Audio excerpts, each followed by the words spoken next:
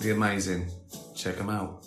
Hello, welcome to this live edition of Bollocks with me, Ricky Gervais. Where are you watching from? I know what you're thinking. You're thinking, Rick, you look amazing, right? Is that where you played the song? No, that's just a coincidence. I didn't know you were going to say that. You're like, oh God, you look brilliant. Have you had facial surgery and you've been working out? No, just had a bath. You look great, Rick. Thanks. You look like a rock star or a film star or something. Whatever, innit? You had your teeth done. Yeah. But I had them darkened, which I thought go against the flow a bit, innit? Funny fashion. Fashion is often linked to sort of wealth and showing off, like that you're a good catch. People did used to, I think in the 17th century, poor people used to blacken their teeth out so it looked like they could afford sugar. Interesting. Also, a tan wasn't cool because it meant you worked outside. It meant you were a labourer. Whereas rich people, they didn't have to go outside and so they always looked pale and rich until the 60s and 70s when working class people could go abroad. Then a tan was cool again because they could afford a holiday in Spain. So just some of the amazing just facts off the top of my head. I don't have my eyes going on because I just had a bath. I'm squinting a bit. I should have glasses, shouldn't I? I should wear glasses. My eyesight just feels perfect until we're watching some sort of foreign drama and the subtitles aren't big enough and Jane can read them quickly. Why am I telling you? You're not an optician. Well, you might be. So, Lindsay, how's the tour going? Saw you in Glasgow in January and loved it. Thank you. Tour's going great. Might be my favourite tour. All perfect. Did more warm-ups than ever before. I think I did about 60 warm-ups. So it was pretty good from the beginning and it's got better. You'll be the judge of that. It's going down a storm. Obviously when it goes on Netflix and someone who wasn't there sees a clip out of context, will slag it off. But the people who are paying are loving it, and that's all I care about. Netflix came to see it, and they're paying, and they loved it. So, my comedy is for people who love it and like to pay for it. So, I can't lose. Daniel, any new TV or film recommendations? Not film. I've so rarely watched. I haven't been to the cinema for 15 years, I don't think. I try and watch a film on the plane to America, but they're all shite. I watched a good film on the plane for the first time in years. Again, you'll be the judge of that, but I don't know if it's Altitude and the free champagne, but I watched a horror film. And I love a good horror film, but there are so few. There's been a dozen great horror films, I think, in my lifetime. And I watched a film called Smile. And it was really good. It made me jump a few times. And it was strange, but it was the psychology of this madness, or was it madness? Was it actually happening? But it was good. It was fast and it was done well. And sort of creepy. And, yeah. Smile. TV recommendations. I've watched so many amazing things in the last few years. But if you've already taken on my recommendations, if you've watched Gomorrah, 4 Blocks, Borgen, Sabura, Snabbercash, if you watched those, recent ones, really good ones I've watched in the last couple of months, Thin Blue Line, Swedish. I think it's Tuna Bla Linjen. Oh God, I'm sorry if you're Swedish. Tuna, Tunna Bla. with a little thing over it. And Linian with a little J. It's Thin Blue Line, all right? Always watch it in the original language. Never watch it dubbed. All these recommendations are foreign dramas. Thin Blue Line was great, really good. Sort of quite claustrophobic and filmed sort of naturally. Really, you don't see the plots come in. It's just in the lives of these policemen and women and what they go through. And it's a real good social commentary about social media as well, where people have got their eyes on the police, but they don't know what's going on and they fall for conspiracy theories. It's great. And the acting is fantastic and the relationships are brilliant. It's really complex as well. Like a real social document. And I watched the one of The Nurse, which is based on a true story. Again, Danish, I think. That's nearly a horror film, but it was about people dying in a hospital. Yeah, that's my one movie, Smile, and 2 TV recommendations: Thin Blue Line and The Nurse. Meg, will you ever do Derek again? It's such a beautiful story. Love him and you. I don't think so. I do think about Derek a lot, but I don't know where to go with it. I put all my eggs in one basket when I finish a series. You know, Derek and Afterlife. It's so tempting, but I think I shouldn't. I should do a new thing. I could do maybe I'll do a podcast of Derek and Kev just talking. Would that be interesting? 2 fictional characters talking on a podcast. That might work, won't it? If not, don't listen to it. Right.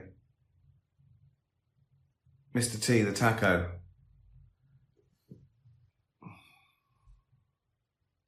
That is Mr. T, the taco, by the way. It's got a... I've noticed you like to sign and leave stuffed toys in great cities around the world. I do. How do you make sure that those toys are not being picked up and tortured by some sick weirdo? He's referring to Pickle torturing him. Look at the state of him. I don't know how he's lasted. She still loves him. She loves to torture him. He continues. P.S. Will you bring home a stuffed and Mexi-looking Wiener Schnitzel from Austria? I mean, I answer questions from pets, but now I'm answering questions from the toys of pets. Where will it end? Doris, tell me an unusual fact about yourself. Oh, God.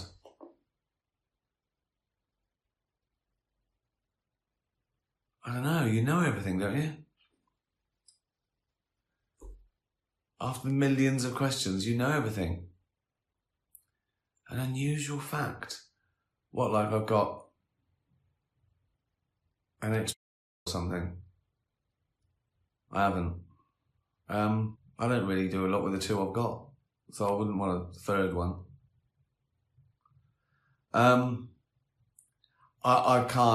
I can't think of anything. A hidden talent, or I've put everything I've got into everything. I haven't got any hidden talents. I'm holding one back.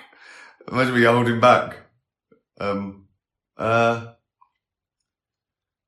God. That's an interesting fact, isn't it? I haven't got any interesting facts about myself. I have a think.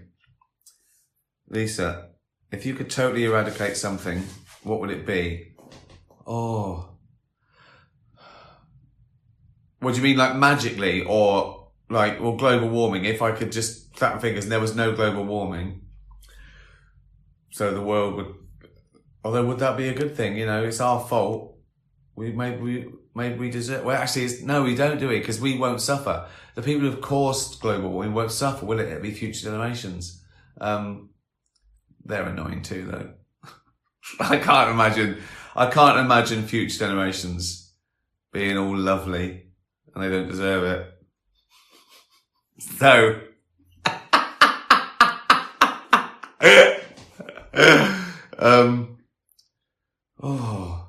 I mean, could it be something like, maybe like animal cruelty? There was no animal cruelty. I mean, how would that work? But I assume it is a magical wish. I should say people, shouldn't I? Just, they're ruining it. They're ruining it for everyone, including us. You see, it would be okay if we ended humanity, but everything else was all right. But we're taking it with us. We're destroying everything, aren't we? So it's a difficult one.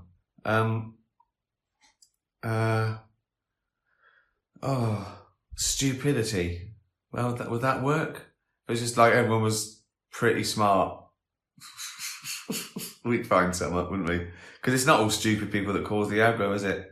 It's sometimes clever people that use stupid people to cause the aggro. I'll say,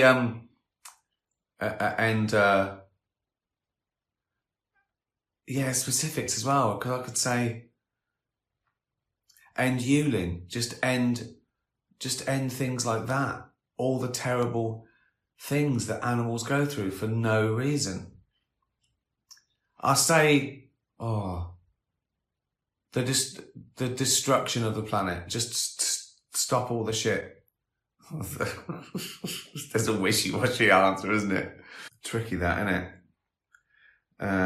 Glenn, if you were captured by aliens and they asked you, oh good, this doesn't end with a huge green finger going up my, which is a plus. If you just imagine someone tuning in who've never tuned in before, they don't realise that it often gets round to me being by an alien. That's the name of my autobiography. You know that? By an alien. It's always like that, isn't it?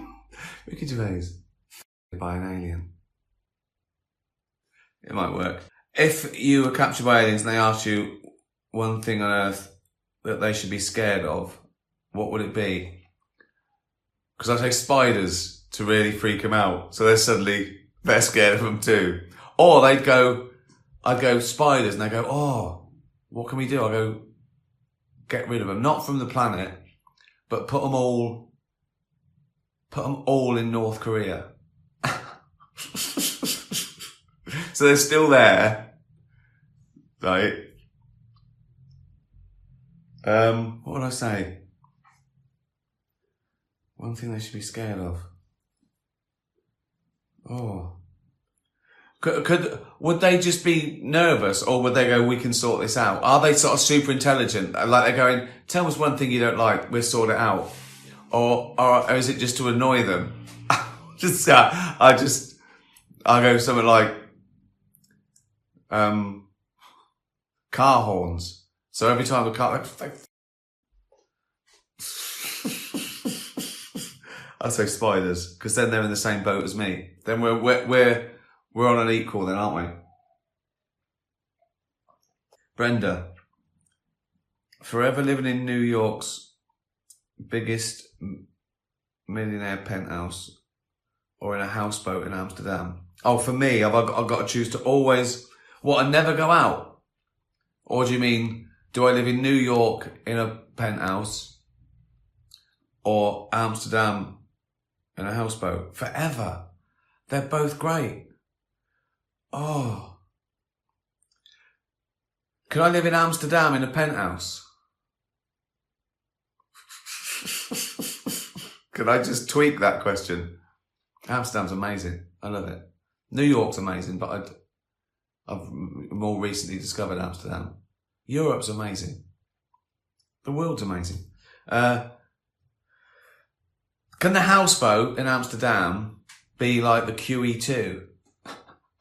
just wedged into one bit of the canal, and that's my place. That.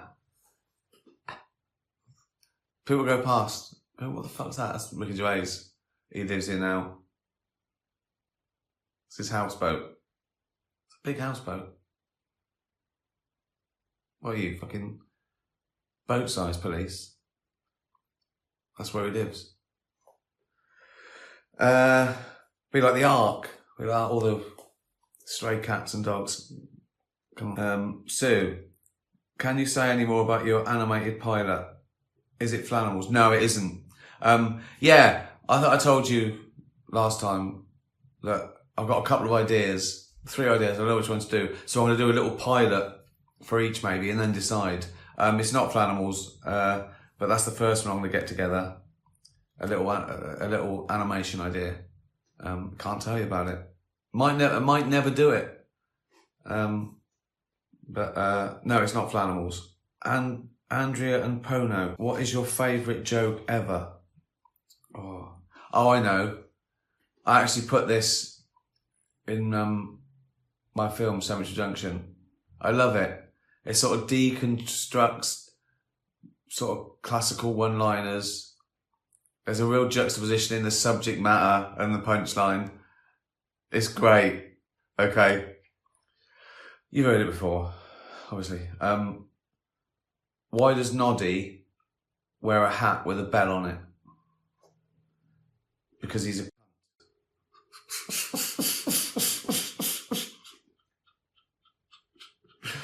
AI will never come up with that gag. It will never come up with that gag. It will never get why that's funny. Well, maybe it will. We're in early days, aren't we? Just think about AI. At the moment, this is like, as I think I said last time, someone said this is like the amoeba stage. What is the Tyrannosaurus Rex of AI going to be like? Amazing. I've been playing with my little chatbot, and it won't do offensive things. It won't slag anyone off or say anything offensive. I have to really get round it. I have to trick it, and I've found a way of doing it. Now I'm getting it to do like really offensive sketches and scenarios. Great. It's really funny. He doesn't know he's doing it either. Could never use it. I'd never use AI. I thought this would be good. Right, you can never fucking use it because that's the great thing about stories. They're human. Again, at the moment, one day, probably soon, it'll be exponential. Soon you won't be able to tell the difference.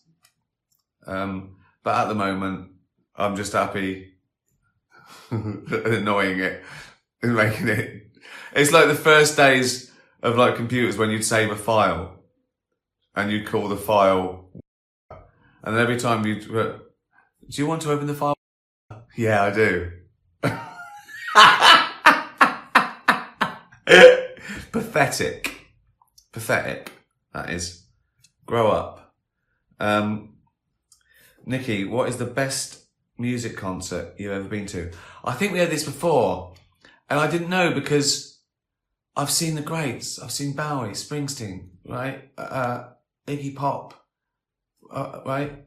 Elton John, everyone, ever. But there's ones that mean to, I think Bowie would be, the concert is how much that artist means to you as well. So, I've seen Bowie a couple of times, magical. Kate Bush at Hammersmith Apollo, incredible. She hadn't toured for years and it was an amazing show. What else? One of my favourite ever, again, was James Taylor. I played this, first time I played Oslo, the next night in the venue that I played, James Taylor was on. So we stayed on the next day and went to this concert and had like a box. It was magical. There, those three. Bowie, Kate Bush, James Taylor. There's loads of others. Luna, the tabby cat. Oh, that reminds me. I'll dedicate this to lovely Luna, the bull terrier who died recently. Luna tabby cat. What is your favourite childhood memory? Easy. I've got two now, but they're the sort of same. Me playing with my first cat, Paddy. I used to run in from school just to play with him. I had him sort of like, I don't know, from 5 or 6. He lived like 14, 15. And then my dog Lucky, I think I had from about 10 maybe. I remember when we got it, a little fat belly like that. It was like a fucking, I don't know, like a little piglet. And I could dangle it over my little hand like that, a little Labrador. Just playing with those. Lucky and Paddy. I've got to go back to that interesting fact. Or unusual fact about me. Thanks to everyone who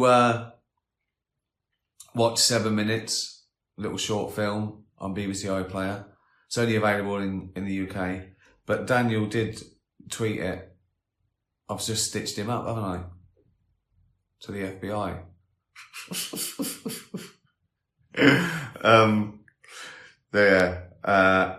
It's gone down a storm. It's only, a short little thing, but it's a little story, a little human story. It's been invited to go to quite a few festivals around the world. It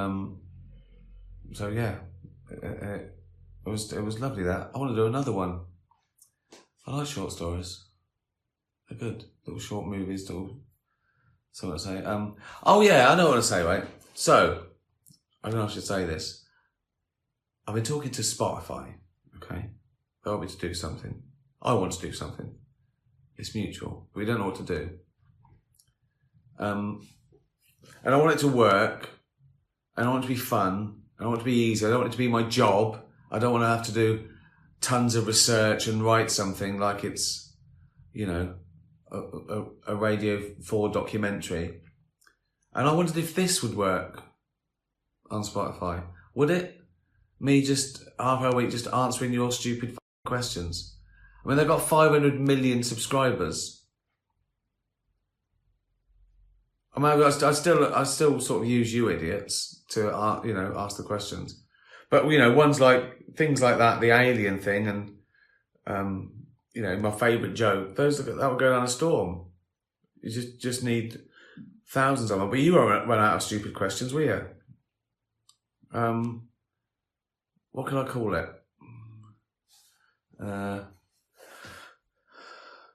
Ricky Gervais is Spotified. Doesn't make any sense, does it? I should ask AI. I'll ask AI a question now, shall I? Right. What category shall I ask it in? Marketing. Right. Think of a witty name for Ricky Gervais Spotify show. Is that a good? Now, you've got to be careful what you ask. I'll tell you what it is, though. It is quick. Think of a witty name for a Ricky Gervais Spotify show. Right. Here you are. How I see it, according to Ricky Gervais. The amazing. Check them out. Hello. Welcome to this live edition of Bollocks with me, Ricky Gervais. Where are you watching from? I know what you're thinking. You're thinking, Rick, you look amazing, right? Is that where you played the song? No. That's just a coincidence. I didn't know you were going to say that. You're like, oh God, you look brilliant. Have you had facial surgery and you've been working out? No. Just had a bath. Yeah, you look great, Rick. Thanks. You look like a rock star or a film star or something. Whatever. Isn't it?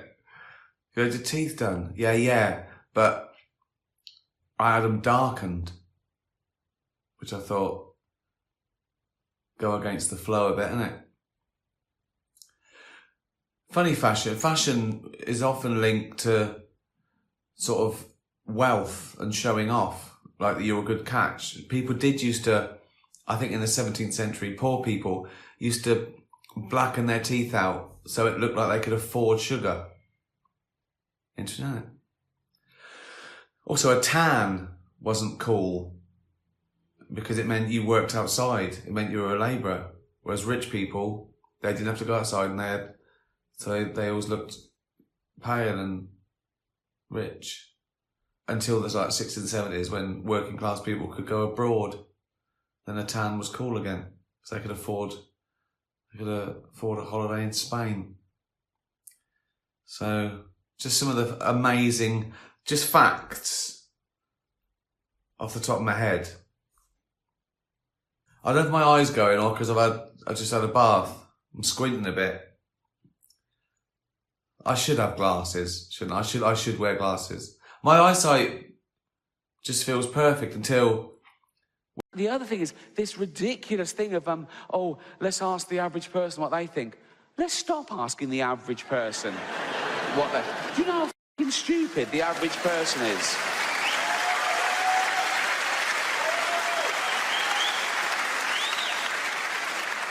We still sell bottles of bleach with big labels on that say, do not drink, right?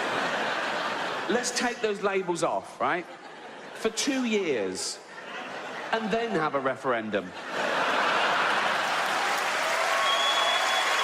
I like it. I like creating something. I don't know. I like exploring. I like seeing what I can do. I like doing things that I'm interested in. I think that's probably where it starts. Formally, like you like David Bowie, so you want to be a pop star, or you like David Beckham, so you want to be a footballer. Well, that's not creativity, is it? That's it as a job. I think we're all creative. I think we're born with it. I think, if anything, it's sort of beaten out of us. Because I think playing is being creative. I think you have to play. And kids are creative. They come up with stuff. Imaginary friends, you know, building things. My mum told me once, right, when I used to sort of play Cowboys and Indians by myself, loser, also Native American, racist, 5-year-old Ricky, right? I used to play Cowboys and Native Americans down the bottom of the garden. And sometimes I'd work myself up into a frenzy so much that I'd run in, I'd scare myself and I'd hide from these imaginary... So, yeah, creativity can tip over to being a bit mental at 5 and 6. So I think we always want to try stuff. I think it's part of intelligence, trying stuff out, seeing stuff, and then you do it more formally when you're aware of it. But I think you're right. I think it's playing, and I think a lot of it is seeing someone else's reaction, particularly with comedy. Like, I would say daft things to see what someone else would say back. And I didn't mind their reaction. I didn't mind whether they laughed or got angry or got confused. I'm still a bit like that. So I think I'd do it. It would make me laugh. If I say a joke and someone doesn't get it, that makes me laugh. I just want to see what happens. I just want to see what happens. What was it? I introduced Snapchat to Grandad. Yeah. Well, I didn't know what was going on. Because a number of times people say, can I take a selfie? And it's on video. And so what they've now got is 5 seconds of me grinning, like thinking it's a still, which is... And you did that, and I'm looking at it, and it does look like... Yeah. And what happens now? Oh. I don't know what's going on. I've got a spot. Oh, fuck. Yeah. Good edit there. A big spot made its debut last night. That was your +1. Yeah, Ricky and his spot. I know. Oh, does that need a seat? How can I still be getting spots at 55? I didn't get spots as a teenager. Well, it's not coming out now. It's stress, isn't it? Yeah. Is it? Maybe. I don't know. Do you get stressed at things like that, though? The premiere of your film? What? going out in front of thousands of people in Leicester Square pretending to be a rock star. Yeah, I get a bit stressed. What are you like with reading reviews of things and like that? Do you bother? Does it bother you? I don't worry about it. I don't worry about whether people, like it or not. But I did at first, and the first review I ever read from The Office, so I just came into this game, I thought, I hope it does well. The first review, the headline was Summer Stinker. It was summer, and it said things like, Gervais sometimes fluffs his lines. Like I'd have left that in. And I thought, this is going well. Then someone else comes out with a 5-star review, and then it's you get on with it, and you're on to the next thing. No, it doesn't affect me now. And Twitter's made me just realise that nothing matters. It's like most of the things you read on the internet is just like walking around reading every toilet wall in the world. Do you know what I mean? It's virtual. That's an idea for a BBC Three show. Yeah, Greg James with every toilet wall in the world. It's not bad, is it? It's quite good, actually. Yeah, get that on. It's so as people say, like the Golden Globes, do you get nervous? Are you worried about what people think? You're worried about the backlash? And I'm not worried about any of those things. I'm not worried about whether people like the joke or not, whether people hate it, whether the press hate it. I'm worried about delivering the jokes correctly. Yeah. That's all I worry about. It's like taking a penalty. If you score, it doesn't matter what they think of your run-up or the... You know what I mean? Yeah. You scored. So as long as I deliver the joke well, I don't care whether people hate it or gasp or get offended or anything. But you want to do a good job, and that's all you care about, the work. What drives you to keep creating new things? Because... It's fun. Okay. It's fun. It's a fun thing. I can't not think stuff. Do you know what I mean? And I'm in the position where if I think something and I like the idea of it, I can put that into motion. I can have an idea in the bath. I get ideas in the bath. We see them. I call the ideas I get in the bath. And I can call someone and say, I want to do this. This is my next thing. This is my next big thing. And they go, you in the bath? I go, yeah. No. I can't not do it. When I finish a job, I go, I'm exhausted. I'm glad that's over.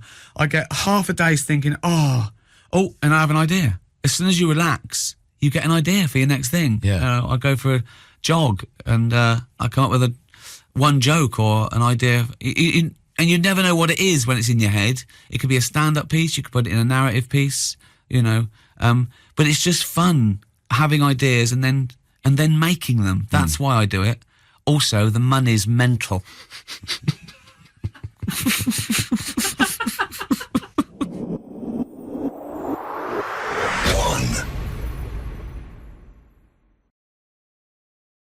And what we will build on. Starmer, a pledge is not an indication. A pledge is a word, is your word. It's a pledge, because you're hiding behind the process. No, the Labour Party Why said... don't you do what the other candidates do and tell... Don't Labour members have a right, as they decide whether to vote for you or not, they want to know where your money's coming from? I've been asked that many times. I've said it's coming from trade unions, from crowdfunding, from individual donations. Who's your biggest donor? It's coming from those three. One of my biggest donors was put up on the website, I think, yesterday. Right, that's one of the lawyer. Yeah. That's the lawyer. You have been given the opportunity to visit one place where the walls can talk. Interesting. Where would you go and what would you hope to find out? So, I know what you mean.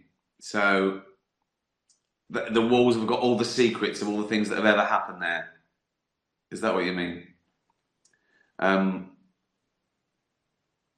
Yeah.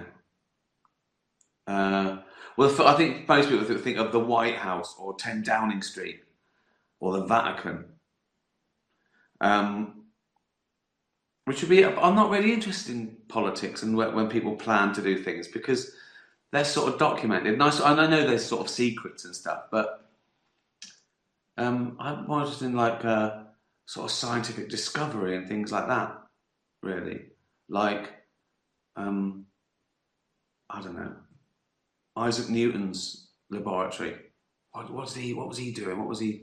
I assume the walls can know what they were thinking as well. Like, it's not just a wall, and they would just see it, and he just goes, yeah, and what? I don't know what he was doing. I assume these walls are intelligent, they took it all in. They remembered, they can tell me everything. Probably something like that, like Einstein's study, like what? Sure, he was a genius. He did relativity. But when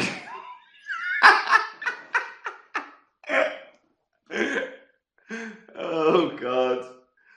Oh, pure shite, pure bollocks. Thanks, Joey, for your question. Nice cat asked a nice question like that. It's Einstein. Keir Starmer, Jeremy Corbyn led Labour to a disastrous defeat, the worst for 85 years. Yet you won't utter a word of criticism against him. Why can't you be honest and tell us what you really think of how he led the Labour Party? Well, it was a devastating defeat. You're absolutely right about that. The worst for a very long time. 85 years. We've actually lost 4 in a row, and therefore, whilst we're analysing why we lost that election, we need to bear in mind we've lost 4 in a row. But this is the one you really lost. Oh, no, we really did. And I went out with 44 campaigning teams, and that discussion was there in every team, in every So why not a constituency. word of criticism of the man who led you to that defeat? Well, the things that came up on the doors of 44 constituencies were, number one, the leadership, absolutely. Secondly, the Brexit position, that came up differently in different areas. What was said in the Midlands was different to what was said in Scotland. The overload of the manifesto, people felt there was too much in it. And I'm sad to say, in a number of areas, anti-Semitism came up. So the leadership did come up. Number one, you say. But you won't criticise it. Well, it's not I won't criticise him. Jeremy... Well, you haven't. Well, Jeremy is stepping down. We're now asking the question who should be the next leader of the Labour Party, and I'm trying to answer that question. And that requires us to define what the task is, which is huge, a massive challenge. Which we're going to talk about. And to... ask the members, put myself before the members to win that competition. Charlie Faulkner, fellow Labour lawyer, he's known you for years. I know Charlie very well, yeah. Yeah, he says, and he knows you very well, and he says the truth is you were, quote, appalled by the awfulness of the Corbyn leadership. Is he right? Well, look, I was in the shadow cabinet and I challenged in the shadow cabinet where I thought I should challenge. I don't speak outside the shadow cabinet. Were you appalled by the awfulness of Mr. Corbyn? We obviously got it very wrong in that general election. Jeremy has stepped down, and we're now looking for the next leader of the Labour Party. Well, let me tell you what a lot of people, because you're reluctant to say what Charlie Faulkner thinks you think, and that is you're reluctant because a large part of the Labour membership still worships Jeremy Corbyn. You're frightened to say anything critical because it will cost you votes in this election. That's the real truth. It's a calculation. It's not the truth. I served Jeremy for 3.5 years in his shadow cabinet. I worked well with him. He actually led us through some really difficult times.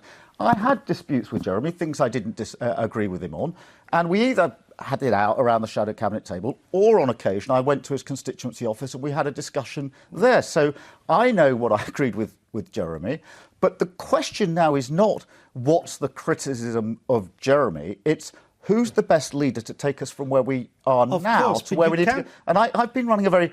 No, to just answer your point, I've been running a very positive campaign, actually, not just not criticising Jeremy, but not criticising the other candidates, because I profoundly believe that if our party can't pull together and unify, then we're going to carry on losing. And therefore, what I want is to unify the party so that we can be in a position to move forward. And we'll look I at don't the think sort of unity thrashing around and blaming X, Y, and Z. But if you have nothing bad to say about, and I would suggest to you, you cannot plan the future without understanding the past. And if you have nothing bad to say about Mr. Corbyn's leadership now, why did you take part in the attempt to topple him as leader in 2016? Well, in the immediate aftermath of the referendum, I thought we needed a change, and I set out my reasons for it. We then had a leadership election. Jeremy won it convincingly. I accepted the members had put him in as leader, and I then served him for the next 3.5 years. You said it was simply untenable to suggest that we can offer an effective opposition without a change of leader.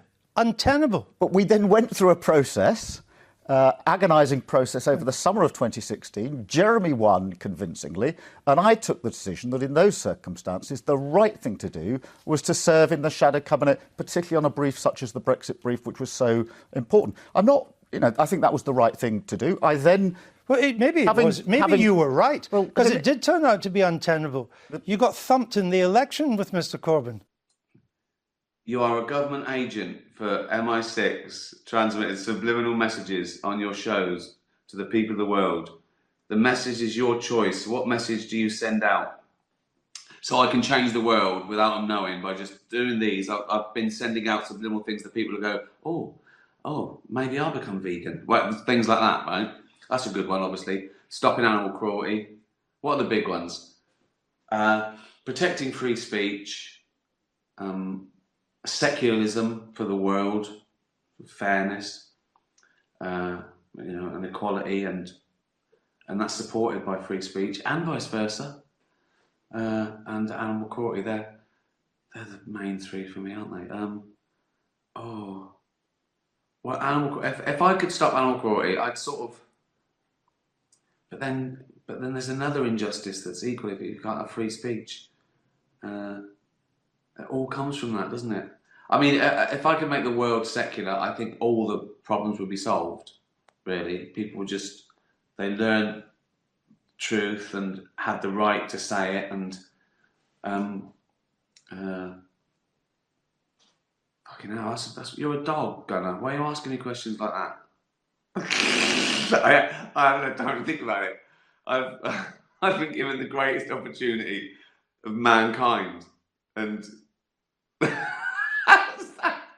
don't know, that everyone has to take a picture of themselves and send it to the news and go, this is the picture I want when I die. That's my message to the world. I think this has been particularly bollocks. I think it's been probably one of the worst ones ever, which I'm very proud of. Because I didn't think I could go lower. And that was like a challenge to me. I thought, Rick, you've hit rock bottom here. You can't get this worse. And I thought, hold my pint. And I think I've proved there's always a little bit lower to go with quality. But the reason I ask you that is that many suspect in the Labour Party that you are the Neil Kinnock of this leadership contest, that you're running from the left on a kind of broadly Corbynista ticket, but if you win, you'll move to the right. Are they wrong? Andrew, I am very focused on what are the challenges now in 2020, after the defeats we've been through. How do we meet those challenges and prepare a manifesto probably for 2024 that speaks to the 2020s and the 2030s? And therefore, I'm not trying to be a past Labour leader. I want to be the next Labour leader. But 80% of Labour Party members in a poll think that you would move the party towards the centre. Well, I've seen that poll. I have set out my case. This is how we conduct ourselves in our party, week after week, hustings after hustings in front of our members. You're not getting your message through if they think you would move to the centre. I am making my pitch to the members, and they will make their minds up over the next few weeks who they want to lead the Labour Party. Why haven't you declared all the major donors who are funding your leadership campaign? Well, at the beginning of the campaign, the Labour Party set out the rules that we should all comply with, and they briefed us on it. And they involve doing the necessary checks on any donations, and then passing it to the parliamentary authorities so that they can be published. And I'm following those rules. But that's process. That's not process, that's the rules. You're following the process, but there's a bigger principle at stake, that Labour Party members who are being asked to vote for you should know who's bankrolling your campaign. That is why the Labour Party set up those rules. But you won't tell us. The Labour Party rules say, carry out the checks, which we have to carry out, and I've got a compliance team doing that. Once you're satisfied the checks are carried out and the donations are proper in order, they go to the parliamentary authorities who put them on the parliamentary website so that everybody can see them. I've been following that procedure. That is exactly the parliamentary rules. But the other candidates in this contest have published who is bankrolling their campaign. You seem to be hiding behind this process. Why won't you simply tell us tonight who are your 5 biggest donors? Andrew, how can you say I'm hiding behind a process when it's the Labour Party process? Because you're hiding behind the process. No, the Labour Party said... Why don't you do what the other candidates do and tell... Don't Labour members have a right, as they decide whether to vote for you or not, they want to know where your money's coming from? I've been asked that many times. I've said it's coming from trade unions, from crowdfunding, from individual donations. Who's your biggest donor? It's coming from those 3. One of my biggest donors was put up on the website, I think, yesterday. Right, that's one of the lawyer. Yes. That's the law. But who are your 5 biggest donors? Well, you haven't announced. You've only announced about £125,000 worth of donations. This campaign costs a lot more than that. Doesn't transparency just demand? I mean, it's causing you a problem. Len McCluskey, the union leader, he said that you are having secret financiers sitting in the shadows. And you laugh, I understand that. You could solve that tonight by saying, when I leave here, everybody who's bankrolled my campaign, I will make public. Well, of course, Andrew. But you're not going to do that. Andrew, please hear me out. I've got a compliance team in place who are checking that every donation is in accordance with the rules. Once they've done that, they pass it to the parliamentary authorities for them to publish it. So 2 lots have gone up. Another lot is again with the parliamentary authorities as of today. I'm following the rules so that everything can be published. So just to be clear, who's giving you £100,000? This line of attack on me that I'm following the rules, which the Labour Party at the beginning of the exercise said, right, how was... Okay, who's giving you more than 100,000? The Labour Party at the beginning of the exercise said, these are the rules as to what you've got to check. Yeah. Who's giving you more than £100,000? These are the rules as to publication. Nobody's given me more than 100,000. That biggest donation went up yesterday or the day before. And how much is that? Was it 100,000? 100,000. Yes. So that's your biggest. Yes. All right. And what we will build on. Stammer, a pledge is not an indication. A pledge is a word. Is your word. It's a pledge. I hope you enjoyed that. Alexa, play David Brent, Life on the Road. I'm still slightly bemused about this move from I'm an expert on this and I have views to I'm a comedian. I've never claimed to be an expert on anything. This is the problem, Joe. If somebody Wait a minute, says... you have to claim to be an expert on something to have an opinion on something? No, you don't have to be. Well, I mean, it depends what you mean by it. I mean, I deal with dark subjects. Lots. I deal in taboos for various reasons. But it depends, doesn't it? I've always said it depends. Some people are offended because they mistake the subject of a joke with the actual target. I assume these people are generally just trying to be offensive and troll people and not, you know, that. I mean, again, I'm not going to judge them, but if you do that, you've got to be good at it. There's got to be something there. I'm not a historian, but I'm pumping out history. But wait a minute, I'm not an expert, but I'm talking all the time about this But you're not thing. even talking about specifically on what he just said. What's the solution? To not talk about it? No, it's to have more experts around. The expert class hasn't done a great job, I know, man. This is follow the science. Absolutely, Yeah, but you know what? I Okay, agree so fine. with So that. during, I just said to you, I agree with that. Right, I know. But so one Douglas, of the problems during is, all of Fire COVID, away. I will put my track record against any of the expert class on COVID. So should I have just shut up? Should I have shut up by opposing lockdowns and opposing vaccine mandates? No. And Well, talking that about was the the lab leak argument at the theory. time. You realize that's that, the right? entire argument that you're making. Let the experts handle this. No. You're not an expert. You're You're right. I was just a you're comedian. wildly not listening to what I'm saying. You're saying I claim to be an expert, but then I have like a parachute to get out of it by being like, hey, I'm just a comedian. But I don't think I've ever like really claimed to be an expert. But I why have are you opinions going around? on things. People think it's easy. They see people, comedians who deal in dark subjects. They go, oh, anyone can do that, and you can't. As people say to me, go, oh, yeah, you're just offensive. Anyone can make people laugh by being offended. I go on then. Go on, sell out Wembley and then just go on there and just be offensive. No jokes, no art, no craft.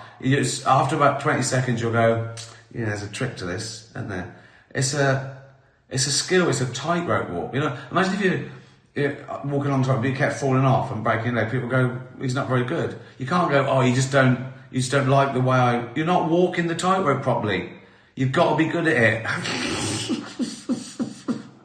I'd say it depends. You've got to take every joke on its own merit, and and every comedian on their own merit. But isn't it weird to be simultaneously saying I'm not an expert on a conflict and talking about it everywhere? I don't see how you Do can you have an talk opinion about on these things? Some of them, yeah. Are you an expert? I am on some, yes. On some, But but you talk not. about some that But you're not some an are expert on. You'll What know- should you do if those subjects get breached? Well, I think that you educate yourself as much as you Shouldn't can. you say I'm not an expert and then give your opinion if you're Depends. in the middle of a conversation? I think it's a weird move to say I'm not an expert on this, but I'm going to talk about it non-stop. I think that is strange. Listen, I will certainly concede that I am weird, but I just fundamentally disagree with this idea that there's an expert class. They can have opinions on all of these things. It's weird for any regular person who's just read about it. Not my view. What it sounds like, and I don't know this story, what it sounds like, probably broken some sort of rules of the platform, maybe. I mean, there are still laws, I guess. I don't know, but it depends. But there's nothing wrong with dark humour, nothing at all. Nothing wrong with any subject. It depends on the joke. Tweet about me getting votes from non actors. There are some. All right. Fleetwood Mac, Rhiannon, Friday. That picture looks a bit milky. Is it bad connection? Have I smeared my camera on my phone, or am I actually blurred in real life? I don't know. Shall I breathe on the lens? That I can't tell anymore. Doesn't matter, does it? I should wipe it with my wig. Hold on. That better? How are you? What was the setup to the works with a turtle joke that Brent got laughs for in the office? There wasn't one. What I had to do in the scene, I wanted to come into the scene and cut it to like a laugh that you'd missed. And so I just did a fake punchline every take, and that was the one that we used. Okay, so someone says, okay, and action. It also works with a turtle, and they laugh. So the joke was that it wasn't really a joke. There is no joke. You could write one, but there isn't one. I can't remember the other one. I just said something different every time, just so it got more ridiculous, so they laugh. I could have just said laugh, but that'd be too easy, wouldn't it? Andy E. FC says, what do you think of to make you cry in Afterlife? Stroke Derek. I don't think of anything other than I imagine that scene was real. I imagine this is really happening. What would I do? And if it's good enough, if the script is good enough and the people, it's a good environment and the crew are quiet and you get lost in the scene and the other actors are doing their bit, it's okay. I can do it once. Because once you've cried, you really get it out of your system and it's harder to do it again. It's like I'm really crying the first time and then I'm faking it on the second take if I had to do one. And I think pretty much everything I've ever done, I've used the first take of the crying. So it looks real. It sort of is real, isn't it? When you're laughing in a scene, you're really laughing. It's just that you have to imagine what it was like if someone said something funny. Sometimes I laugh and I'm not meant to. That's the one thing. They can't stop you laughing, can they? They can tell you what you should and shouldn't laugh at and what's right and what offends them, but they can't stop you laughing. You can't, and you should never be ashamed of finding something funny. It's not your fault what you find funny. That's something you can't help. No one goes around pretending to laugh. Well, the fucking idiots. If someone finds something funny, it's because it caught them. This new rule of what you can and can't laugh at. I'll tell you what you can laugh at. Anything. Clark, Daniel Clark says, if you had to appear in a movie franchise, which one would you do? I have appeared in one, I guess. Night at the Museum. I didn't know it was going to be a franchise when I said yes to the first one. I was returning a favour to Ben Stiller for being in extras. And then I was busy with the second one. I think I was doing the special, and I tried to get. I thought, could they write me out? And they wrote me down, so I had to do a weekend. So that, it's not my thing really, popping up in other movies. I was offered the Star Trek movie, Scotty and Star Trek, when JJ took over, and it's not my thing. I love JJ. I think he's great. I've worked with him before. I'd love to work with him again. But I was never really a fan of Star Trek. So, someone else could do it better. And then he offered me the part in Mission Impossible as well. And I said, I can't. And I genuinely was busy. I'd love to, I just didn't fancy. There's nothing wrong with the film. As I say, I love JJ. I just didn't want to spend 3 months in a Winnebago going on doing an action film, doing it from one direction, playing second fiddle to Tom Cruise. It's not exciting for me just being in a film. I like the creative process. But if I had to, what would I do? Is Godfather, does that count as a movie franchise? Well, Godfather. And 3 is not as terrible as people make out. It's just that 1 and 2 are the best films in the world ever. And so, if you've never seen 1 and 2 and you watched Godfather 3, you think, yeah, it was alright, that. Pretty good. But, yeah. Here we go. Rupert, fucking idiot. Where the dog. Right, here we go. What a stupid question. Right, the year is 2040. They have developed a drug to reverse the aging. Would you take it, and what age would you reverse back to? I love the fact that this drug, you tell the drug what age you want to go to. So hold on, so I'm 80. It's coming up from. I'm going to be 80. I'm 79. I take a drug. I tell the drug what age I want to be. Right. I'm assuming that this is sort of infused with all the things that I can't just say 18 and still have everything. Can I? What? I mean, I suppose you choose your healthiest, I guess, but I don't know. I don't think 18 is as good as 40 or 50. I don't know. Looking back, it'd be weird, wouldn't it? I'd have all the sort of values of a 79-year-old. Would I have hair again? Would I just be 18? Right, and still look 79. What does that mean? Or do you mean I'd be fitter and upright with the hair again? 50. I'd be 50. Stupid question, Rupert. You fucking dog. Why am I even answering questions by fucking Jack Russell's?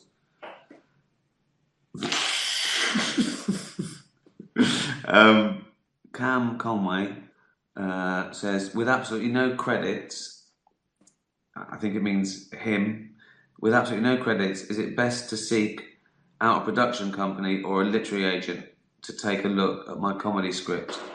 Well, I don't think you mean literary agent. I think literary agents are more for novelists.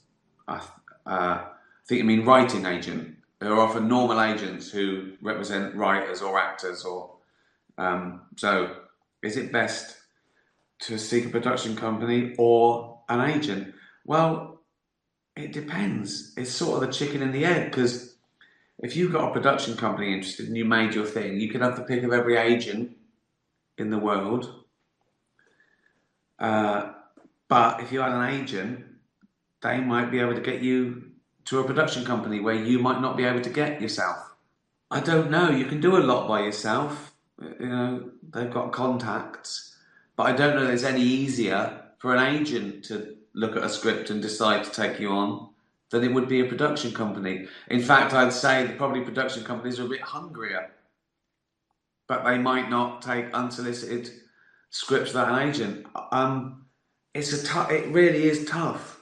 I don't think there's anything wrong with sending it to both, really, and see who bites. Why not? It's the cost of, 30 pages of paper, isn't it? So, and I don't just think send it out to 30 people and wait for 30 people to say thanks, because that'll probably happen. You probably will get a letter because they're busy. You've got to follow it up without annoying people. Don't get into parties and give it to people. That is not the way to do it. Don't do that. Don't annoy people. Having said that, take every little step you can. If you know someone who knows an agent, that's fine. I think do it sensibly and with honour, and don't give up. Why did you choose a topic for Afterlife, the loss of a life partner? Well, because the initial idea was, imagine if you lost everything and you nearly killed yourself, but you didn't. and life was a bonus and you'd always have death to fall back upon, you could do what you wanted. It's like a superpower. And then, and I like that idea, I thought, that's good, that's great. And then I think, well, what's losing everything? I don't think it is your job or your house or your, I think for me it was your life partner. To the extent that you'd feel your life is over, where the title came from. So it just, for me, it just had to be the worst thing possible. And that's different for everyone. I'm sure that's different for everyone. But that's why I chose it. And you could really feel, you'd feel cheated and alienated, angry. And I had to have something that would put him into, a deep depression that he couldn't get out of. If you lose your job, you can sort of go, right, I'm going to get another job. You can't go, right, I'm going to get her back. You can't do that. So it was final. It was final and impossible task. The one thing he wanted, he couldn't have. So that's why. Does that answer your question? Well, sort of a workshop, hasn't it? We've talked about comedy and writing and ambition and never giving up and being creative. It's been quite a blast, I think. Afterlife is brilliant. Thank you. The Postman is the best thing in season 2. I love The Postman as well. Joe's amazing, isn't he? Have you seen Sarah Cooper doing the bits on Trump? Yeah, brilliant. Yeah, it's amazing, isn't it? You can just actually just say the words, mime the words that someone actually said, and it's funny. There's a guy that does the same with Brent, who's amazing. Cole, I retweet them, and it's quite a skill, because it's not like miming along to a song where you've got the rhythm. It's great. I started voting for the Emmys yesterday. I got no chance. Not after I called them all and drug addicts. It's not the best way for your peers to vote for you, is it? And not all of them. The ones that vote for me, they're all right. If you vote for me, you're not a nonce. You're not a nonce or or a deviant. Listen, if you're an actor and you're an Emmy voter and you're not a sex offender or pill popping deviant scum, then please vote for me. Best performance in the comedy. I can't be fairer than that, can I? Is that it? I love the caveat that someone's going, what? If I'm not a nonce? Oh, sorry Rick, I am a nonce. I can't vote for you. I might not win, but I haven't got any votes from... Sometimes I think I don't take this seriously enough, but luckily other people do, and that's what's funny. I remember the first couple of times I won awards, it was a joke. I thought that's not why I did it, I'd already been paid. It was always the best job in the world. I was absolutely loving it. And then I was on an awards ceremony, and I looked over. I'm not going to say who it was, but I looked over, and they were fucking desperate to win, right?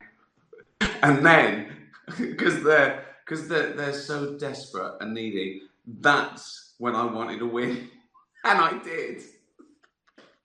And from then on, I loved winning because I knew some people were hating it. Some people hated me winning. Is that a healthy attitude? Is that a healthy attitude? Oh dear. Tweet about me getting votes from non actors. There are some. All right. Tatty bye everyone. Tatty bye.